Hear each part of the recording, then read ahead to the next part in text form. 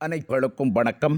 நாம் இன்றைய பிடிஜபியில் பார்க்க இருப்பது IPL 2025ஆம் ஆண்டு சுற்றுப் போட்டிகளின் போட்டி அட்டவணைகளின்படி CSK மற்றும் RCB ஆகிய இரண்டு அணிகளுக்கு இடையிலே இம்முறை இரண்டு போட்டிகள் இடம்பெற இருப்பது எந்த அணியினருக்கு சாதகமாகவும் எந்த அணியினருக்கு பாதகமாகவும் அமைந்திருக்கின்றது என்பது தொடர்பாகவே நாம் முழுமையாக பார்க்கக்கூடியதாக காணப்படும்.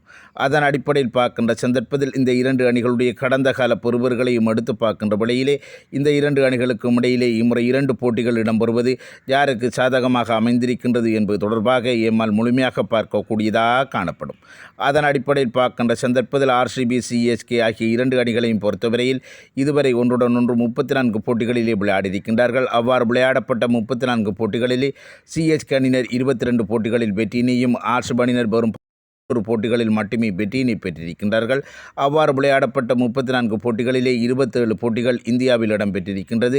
அந்த 27 போட்டிகளிலும் CSK அணியினர் 18 போட்டிகளில் வெற்றியினை பெற்றிருக்கின்றார்கள். RCB அணியினர் வெறும் 8 போட்டிகளில் மட்டுமே வெற்றியினை பெற்றிருப்பதன் அடிப்படையில் பார்க்கின்ற சந்தர்ப்பத்தில் கடந்த கால பெறுவர்கள் முற்றுமுழுதாக CSK அணியினருக்கு சாதகமாக இருப்பது இம்முறை இந்த இரண்டு அணிகளுக்கு இடையிலே இரண்டு போட்டிகள் ஏற்பாடு செய்யப்பட்டிருப்பது CSK அணியினருக்கு சாதகமாகவும் RCB அணியினருக்கு ஒரு பாதகமாகவும் அமைந்திருக்கின்றது. அதே போன்று கடந்த 3 வருடங்களில் பார்க்கின்ற சந்தர்ப்பத்தில் இந்த CSK மற்றும் RCB ஆகிய இரண்டு அணிகளும் மொத்தமாக 5 போட்டிகளிலே விளையாடி அந்த 5 போட்டிகளிலே CSK அணியானவர்கள் 3 போட்டிகளில் வெற்றியினையும் RCB அணியினர் 2 போட்டிகளில் வெற்றியினை பெற்றிருப்பதன் அடிப்படையிலும் கடந்த 3 வருடங்களிலும் CSK அணியினர் RCB அணியினருக்கு எதிராக மிகச்சிறந்த ஒரு ஆதிக்கத்தினை வெளிப்படுத்தியிருப்பதன் அடிப்படையில் இதுவும் CSK அணியினருக்கு மிகப்பெரிய ஒரு சாதகத்தன்மையை ஏற்படுத்தியிருக்கின்றது. அதனையும் விடுத்து பார்க்கின்ற சந்தர்ப்பத்தில் பெருமளவு IPL சுற்றுப் போட்டிகள் என்று வருகின்ற சந்தர்ப்பத்தில் போட்டி நடைபெறுகின்ற மைதானத்தினுடைய செல்வாக்கு மிக முக்கியமானதாக அமைந்திருக்கின்றது. எனவே இம்முறை CSK அணியினுடைய சொந்த மைதானத்தில் ஒரு போட்டியும் RCB அணியினுடைய சொந்த மைதானத்தில் இன்னுமொரு போட்டியும் இடம்பெற இருக்கின்றது.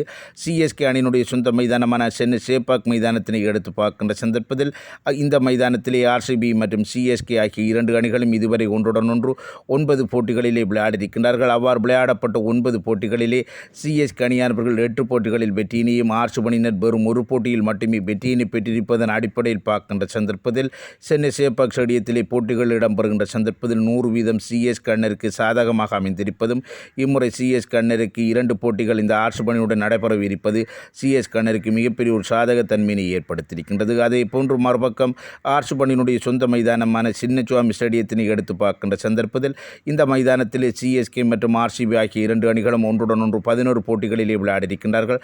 அவ்வாறு விளையாடப்பட்ட 11 போட்டிகளிலே இரண்டு அணிகளும் தலா 5 போட்டிகளில் வெற்றியினை பெற்றிருப்பதன் அடிப்படையில் CSK அணியினர் RCB அணியினுடைய சொந்த மைதானத்தில் கூட ஒரு மிகச்சிறந்த ஒரு வெற்றி சதவீதத்தினை வைத்திருப்பதன் அடிப்படையில் பல இடங்களிலே CSK அணியினருக்கு சாதகமான தன்மையினையும் RCB அணியினருக்கு பாதகமான தன்மையினையும் கொடுத்திருப்பதன் அடிப்படையில் இம்முறை இந்த இரண்டு அணிகளுக்கும் இடையிலே இரண்டு போட்டிகள் ஏற்பாடு செய்யப்பட்டிருப்பது என்னை பொறுத்தவரையில் CSK அணியினருக்கு சாதகமாகவும் RCB அணியினருக்கு பாதகமாகவும் அமைந்திருக்கின்றது என்பது எனது எண்ணம்.